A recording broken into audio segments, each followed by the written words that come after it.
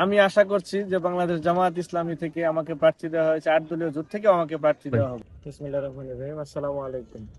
আমি প্রথমেই আমার প্রিয় হালুয়াঘাট এবং ধুবরাবাসীকে আন্তরিক শুভেচ্ছা এবং অভিনন্দন জানাচ্ছি যে আজকের এই ঐতিহাসিক সার্কিট হাউস ময়দানে 8 দলীয় জোটের সমাবেশে ধোয়ারা এবং হালুয়াঘাট থেকে অসংখ্য মানুষ অংশগ্রহণ করেছেন।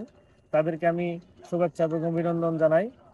আর এই 8 দলের সমাবেশ থেকে আজকে যে বার্তা দেওয়া হয়েছে আমাদেরকে, যে সারা বাংলাদেশে আজকে মানুষ ঐক্যবদ্ধ হয়েছে যে ইসলামের পক্ষে, ইনসাফের পক্ষে, বৈষম্যহীন একটি বাংলাদেশ গড়ার স্বপ্ন দেখছে বাংলাদেশের সকল মানুষ আজকে।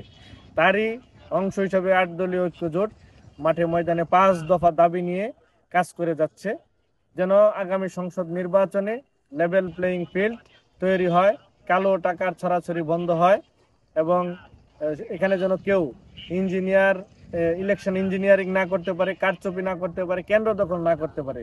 এই জন্য আমাদেরকে বলা হয়েছে যে আমরা প্রত্যেকটা পাড়া মহল্লা এবং প্রত্যেকটা ভোট কেন্দ্রে আমরা শক্তিশালী কেন্দ্র কমিটি গঠন করব এবং প্রত্যেকেই যার যার অবস্থান থেকে আমরা আগামী জাতীয় সংসদ নির্বাচনে যে 8 দলীয় জোট গঠিত হয়েছে, 8 দলীয় জোট থেকে যাকে প্রার্থী দেওয়া হবে সেই প্রার্থীর পক্ষে আমরা সম্মিলিতভাবে সবাই মিলে আমরা একসাথে কাজ করব, যেন হালুয়াঘাট এবং ধোয়ারাতে আমরা 8 দলীয় জোটের যে প্রার্থী থাকবে, ইনসাফ এবং ন্যায়ের পক্ষের যে প্রার্থী থাকবে, জনগণের পক্ষের যে প্রার্থী থাকবে, সেই প্রার্থীকে যেন আমরা সবাই মিলে ঐক্যবদ্ধভাবে আমরা বিজয়ী করতে পারি এবং এই বিজয় করার মাধ্যমে আমাদের যে চির অবহেলিত এবং বঞ্চিত হালুয়াঘাট এবং ধোবাউড়া, এটাকে যেন আমরা উন্নত, আধুনিক, বৈষম্যহীন একটি সুন্দর, নিরাপদ, সকলেই সকল দলের সকল মতের জন্য সহাবস্থানের একটি আমরা ইনসাফের হালুয়াঘাট এবং ধোবাউড়া গঠন করতে পারি। এই জন্য আমরা সবাই মিলে চেষ্টা করব। 8 দলীয় জোট থেকে ইনশাআল্লাহ আমি আশা করছি যে বাংলাদেশ জামায়াত ইসলামী থেকে আমাকে প্রার্থী দেওয়া হয়েছে, 8 দলীয় জোট থেকে আমাকে প্রার্থী দেওয়া হবে।